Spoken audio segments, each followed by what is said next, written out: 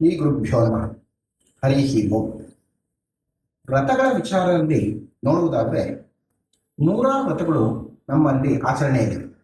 ಸಂವತ್ಸರ ಆರಂಭದಿಂದ ಅಂತ್ಯದವರೆಗೂ ಅನೇಕ ವ್ರತಗಳು ಬಂದು ಹೋಗುತ್ತವೆ. ಇಂತಹ ಕೆಲವು ವ್ರತಗಳನ್ನು ಹಬ್ಬಗಳನ್ನಾಗಿ ನಾವು ಆಚರಿಸ್ತೀವಿ. ವ್ರತ ಮತ್ತು ಹಬ್ಬಗಳಿಗಿರುವಂತಹ ವ್ಯತ್ಯಾಸ ಏನು ಅಂದರೆ, ವ್ರತಗಳು ದೇಹಕ್ಕೆ ಮಾಡುವಂತಹ ಚಿಕಿತ್ಸೆ, ಹಬ್ಬಗಳು ಅಂತಂದರೆ ಇದನ್ನು ಆಡಂಬರವಾಗಿ ಆಚರಿಸ್ತಕ್ಕಂಥದ್ದು. ಈ ಬಗ್ಗೆ ಸಾವಿರಾರು ವರ್ಷಗಳ ಹಿಂದೆನೇ ನಮ್ಮ ಋಷಿಮುನಿಗಳು ಪೂರ್ವಿಕರು ಚಿಂತನೆ ನಡೆಸಿದ ಫಲವೇ ಈ ರಥ. ಮಾನವ ಶರೀರ 72,000 ನಾಡಿಗಳನ್ನು ಒಳಗೊಂಡಿರ್ತಕ್ಕಂತಹ ಒಂದು ಯಂತ್ರವಾಗಿದೆ. ಈ ಎಲ್ಲ ನಾಡಿಗಳು ಸುಸ್ಥಿತಿಯಲ್ಲಿದ್ದರೆ ಮಾತ್ರ ಆರೋಗ್ಯ. ಈ ನಾಡಿಗಳ ಕಂಪನದಿಂದ ಮನುಷ್ಯರ ಚಟುವಟಿಕೆಗಳು ಉಂಟಾಗುತ್ತೆ. ಕಂಪನದ ರೂಪದಿಂದ ಭಾವನೆಗಳು ವ್ಯತ್ಯಾಸವಾದಾಗ ಎಲ್ಲವೂ ವ್ಯತ್ಯಾಸ ಆಗುತ್ತೆ. ಯಾವಾಗ ಭಾವನೆಗಳು ವ್ಯತ್ಯಾಸವಾಗುತ್ತೋ ಆಗ ತದ್ವಿರುದ್ಧವಾಗಿ ಆಸಕ್ತಿಗಳು ಉಂಟಾಗಿ ದುಷ್ಪರಿಣಾಮಗಳು ಶರೀರದ ಮೇಲೆ ಉಂಟಾಗುತ್ತೆ. ಮುಖ್ಯವಾಗಿ ಏಕಾದಶಿ ವ್ರತವನ್ನು ಆಚರಿಸಬೇಕು. ಇದು ಅಂದಿನ ವಿಜ್ಞಾನ, ಇಂದಿನ ಸಂಪ್ರದಾಯ. ಇದೇ ರೀತಿ ಇಂದಿನ ವಿಜ್ಞಾನ ಮುಂದೊಂದು ದಿನ ಸಂಪ್ರದಾಯವಾಗುತ್ತೆ. ಯಾವುದೇ ವ್ರತವನ್ನು ಅವುಗಳ ನಿಯಮಾನುಸಾರವಾಗಿ ಕನಿಷ್ಠ ರೂಪದಲ್ಲಿ ಆದರೂ ಆಚರಿಸಿದರೆ ಒಳ್ಳೆಯದು. ಏಕಾದಶಿ ಉಪವಾಸ ವ್ರತ ಹೇಗೆ ಮಾಡಬೇಕು ಅಂತಂದ್ರೆ, ನಮ್ಮಲ್ಲಿ ಉಪವಾಸ ಅಂದ್ರೆ ಅನ್ನ ನೀರುಗಳನ್ನ ಬಿಟ್ಬಿಡ್ಬೇಕು ಅಂತಕ್ಕಂಥದ್ದು ಅರ್ಥ ಪ್ರಚಾರದಲ್ಲಿದೆ.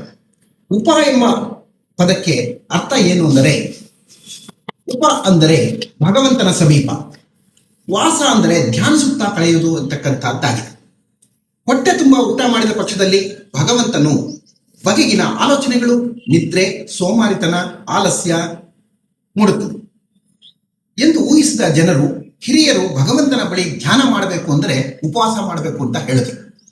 ಉಪವಾಸ ಎಂದರೆ ದಿನಪೂರ್ತಿ ಯಾವುದೇ ಆಹಾರವನ್ನು ಸ್ವೀಕರಿಸದಿರುವುದು ಅಂತ.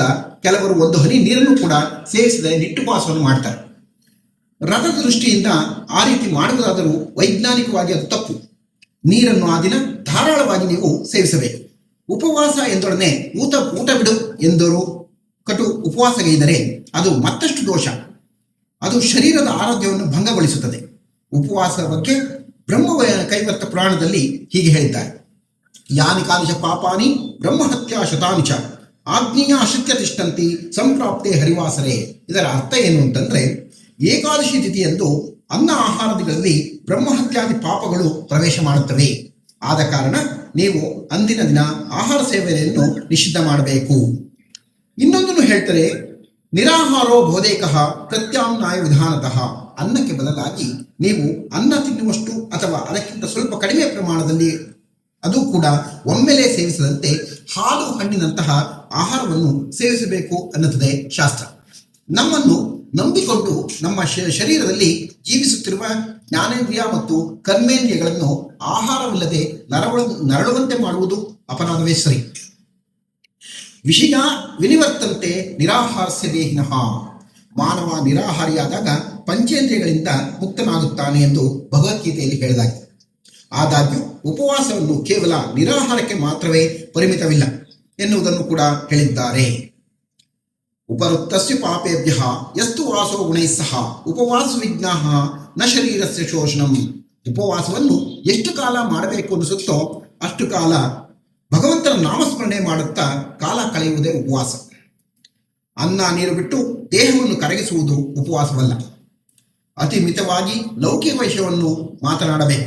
ಉಪವಾಸ ದಿನ ಬೆಳಗ್ಗೆ ಎದ್ದು ತಲೆಗೆ ಸ್ನಾನವನ್ನು ಮಾಡಿ, ಉಪವಾಸವಿಧಿ ಮುಗಿದ ನಂತರ ಸೂರ್ಯನಿಗೆ ನಮಸ್ಕಾರವನ್ನು ಮಾಡಿ ಉಪವಾಸವನ್ನು ಮುಗಿಸಿ ಮಿತವಾಗಿರ್ತಕ್ಕಂಥ ಆಹಾರವನ್ನ ಸೇವಿಸಬೇಕು ಅಂತ ಹೇಳುತ್ತೆ ಶಾಸ್ತ್ರ. ಮನಯೇವ ಮನುಷ್ಯಾಣ ಕಾರಣಂ ಬಂಧ ಮೋಕ್ಷಯೋಹೋ. ನಮ್ಮಲ್ಲಿ ಬಂಧನಕ್ಕಾಗಲಿ ಬಿಡುಗಡೆಗಾಗಲಿ ನಮ್ಮ ಮನಸ್ಸು ಕಾರಣ.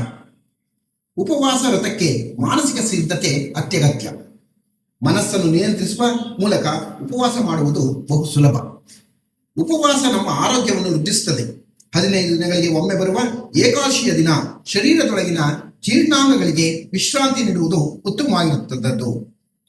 ತಿಂಗಳಲ್ಲಿ 2 ಬಾರಿ ಏಕಾದಶಿ ಬರುತ್ತದೆ.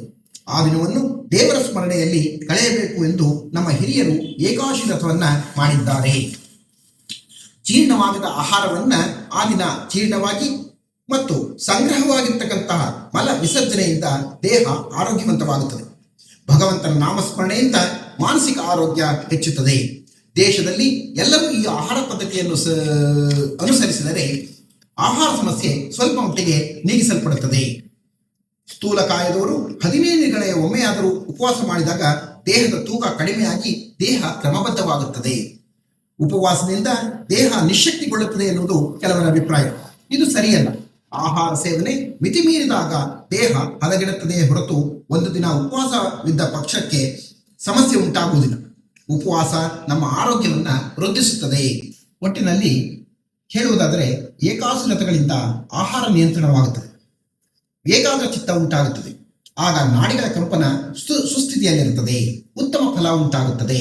ಈ ರೀತಿ ಚಿಕಿತ್ಸೆ ನಿರಂತರವಾಗಿ ನಡೆದಾಗ ಅದರಲ್ಲಿ ಭಗವದ್ಭಕ್ತಿ ಉಂಟಾಗುತ್ತದೆ. ಆದರೆ ಹೃದಯಾಂತರಾಳದಿಂದ ಉತ್ಪತ್ತಿಯಾಗಿರ್ತಕ್ಕಂತಹ ಭಕ್ತಿ, ಇದೇ ನಿಜವಾದ ಆರೋಗ್ಯ. ಹೀಗೆ ಭಗವದ್ಭಕ್ತಿ ಸ್ವಾಧೀನವಾದಾಗ ಜಗತ್ತನ್ನೇ ಗೆಲ್ಲಬಹುದು. ನಮಗೆ ಆ ಜಗತ್ತನ್ನು ಗೆಲ್ಲುವಂತಹ ಶಕ್ತಿ ಪರಮಾತ್ಮ ಕಲ್ಪಿಸುತ್ತಾನೆ. ನಾನು ಕೂಡ ಏಕಾಶಿ ವ್ರತವನ್ನು ಮಾಡ್ತಾ ಇದ್ದೀನಿ. ನೀವು ಕೂಡ ಇನ್ನು ಮುಂದೆ ಏಕಾಶಿ ವ್ರತವನ್ನು ಮಾಡ್ತೀರಾ ಅಂತ ಭಾವಿಸಿದ್ದೀನಿ. ತಪ್ಪಿದ್ದಲ್ಲಿ ಕ್ಷಮಾಪಣೆ ಇರಲಿ. ಈ ವಿಡಿಯೋವನ್ನು ಲೈಕ್ ಮಾಡಿ, ಶೇರ್ ಮಾಡಿ ಮತ್ತು ಸಬ್ಸ್ಕ್ರೈಬ್ ಮಾಡಿ. ಮುಂದಿನ ವಿಡಿಯೋದಲ್ಲಿ ನಾವು ಇನ್ನೊಂದು ಹೊಸ ವಿಷಯದೊಂದಿಗೆ ಬರೋಣ. ಈ ವಿಡಿಯೋವನ್ನು ನೋಡಿದವರಿಗೂ ಕೇಳಿದವರಿಗೂ ಸನ್ಮಂಗಳ ಉಂಟಾಗಲಿ. ನಮಸ್ಕಾರ.